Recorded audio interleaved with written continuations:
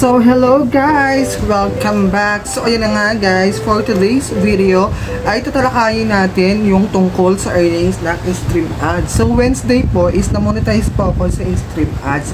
So finally na-monetize na po tayo. So ako, bilang ako baguhan ako sa na-monetize, is naku-curious po ko kung ano po ang magiging earnings ko.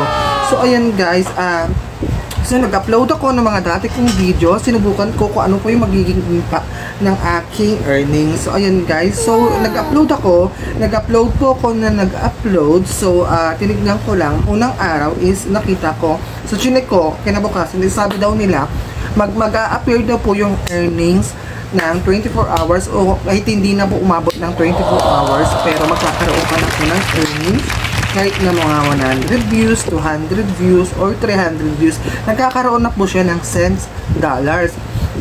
So ayan guys, so chinek ko siya. So bakit nagtataka ako, bakit zero pa rin? So ang dami ko nang na-upload, sobrang ang dami ko nang na-upload guys.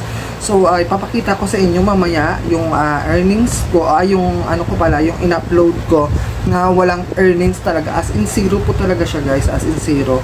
So ayan, ipapasok ko na lang mamaya sa inyo, ilalagay ko na lang po sa screen ko yung yung mga video ko na wala talaga siyang earnings, as in zero po talaga.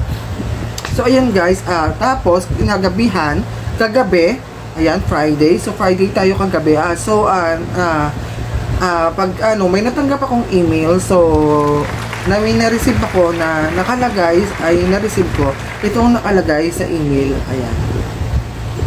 So babasahin natin guys kung ano, baka ito po yung dahilan kung bakit wala po yung earnings ang aking mga video, dahil may mga ads naman po at may mga commercial at okay naman po yung aking mga content. So ito po yung dahilanan. So ayan, babasahin natin. Earnings display errors in in-stream ads. Ayan po guys, earning display error for in-stream ads. So ito po yung nakasulat sa screen ko at natanggap kong email. So between March 1 and March 11, content level daily earnings for in-stream ads may be displayed and incorrectly. This is due data and attribution issue that has since been resolved. Earnings for this period in total are accurate and will be included in the payout for this pay cycle. So ayan guys, so ayun siguro yung nagiging problema dahil nag-update siguro si lolo natin, nag-update po ng kanyang Facebook. Ayan, so nag-update po siya para po siguro may mga inaayos na naman, kasi po diba nag-upgrade po yung ads on reels, kasi po tumaas na po ata yung earnings ng ads on reels. Tapos siguro may inaayos pa siguro sa stream ads. So nagtataka ako, bakit zero po talaga yung mga earnings ko. Meron akong 4 na video na nilagyan ng cents. So meron pong 0.3, 0.3, tapos meron pong 0.11, tapos 0.11. So 4 po nagkaroon sa aking mga video. So ipapakita po sa inyo guys kung alin po yung mga video ko na walang earnings. So ayan guys, dito sa screen makikita nyo mga walang earnings. Ayan.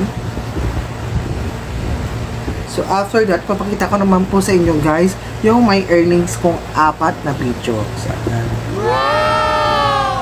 So, ayan na nga po guys, po siguro sa natanggap kong email, siguro naman yung iba sa mga monetize na sa in-stream ads ay siguro po ay may nakatanggap kayong email na to. At sa mga nakakaranas po nito na 0-0 po yung earnings, as update lang po yan siguro ni Meta. Huwag po kayong mawalan ng pag-asa dahil ibabalik rin po yan. Hintayin lang po natin na update ng mabuti si Meta. So ayan, please naman Meta, mag-update ka na, kasi paano tayo makaka-upload at gaganahan yan kung ganito ang earnings at puro zero.